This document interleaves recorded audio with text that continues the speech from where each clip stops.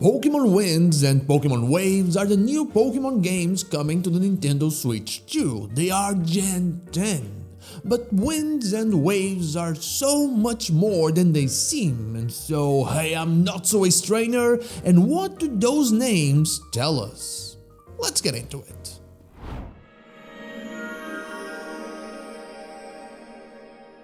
The names of Pokémon games are usually tied to something in the story or the legendary Pokémon, especially as of late.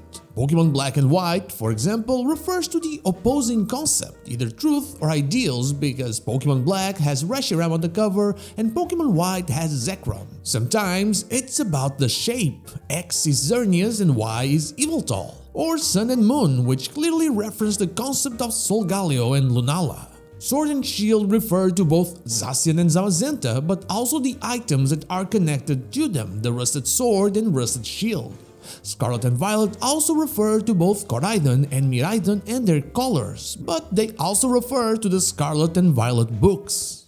The question then becomes, what do Pokémon Winds and Pokémon Waves refer to? Is it the legendary? Is it the story? Is it the region? Or is it something else entirely, or all of that at once? I have one idea, one that I've mentioned before, and that's becoming more and more believable the more I think about it and the more I interact with you in the comments.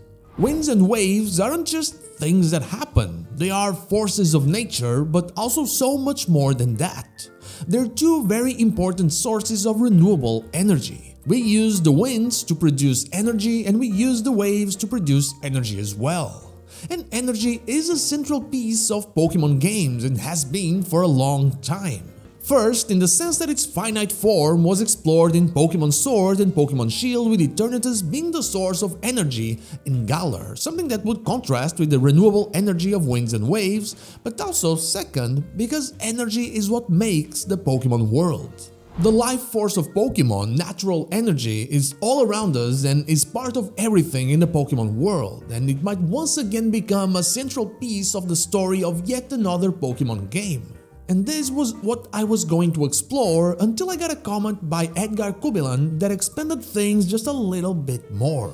Remember this video I made about the two Pikachu being the legendary Pokémon in disguise? Well, Edgar Kubilan reminded me of a very key thing. Winds and waves are used as sources of renewable energy, right? And what do they produce through turbines and windmills in modern approaches? Well, they produce electricity.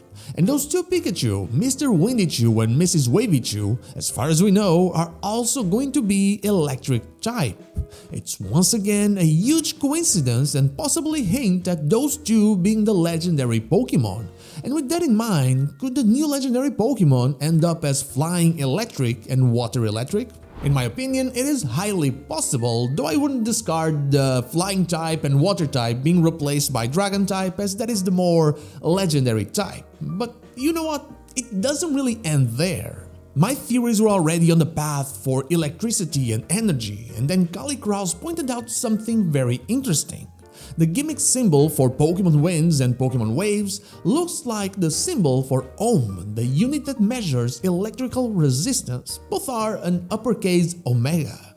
Once again, this adds another layer to the electrical type theory for the legendaries, but also feeds the theory that energy will play a big role in this game. In fact, electrical resistance measures how hard a material opposes the flow of current, separating them by conductors, those who don't oppose the flow that much, and insulators, which are the opposite.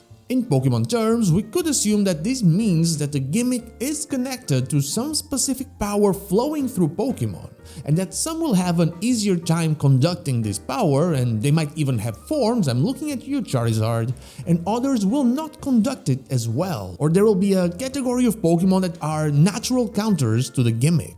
And that's the meaning I find in Winds and Waves, at least at this point. It's not just the tropical region, it's also maybe the legendary typings that are related to the production of energy, but also the electrical resistance present in the gimmick itself. There is something else that sparked from these discoveries, but I don't think it fits this video. It's a completely different topic of theories and speculation. It will come next video, don't worry. But what do you think? Do you see electricity/energy playing a role in Pokémon Winds and Pokémon Waves? Do you see the legendaries as flying electric and water electric?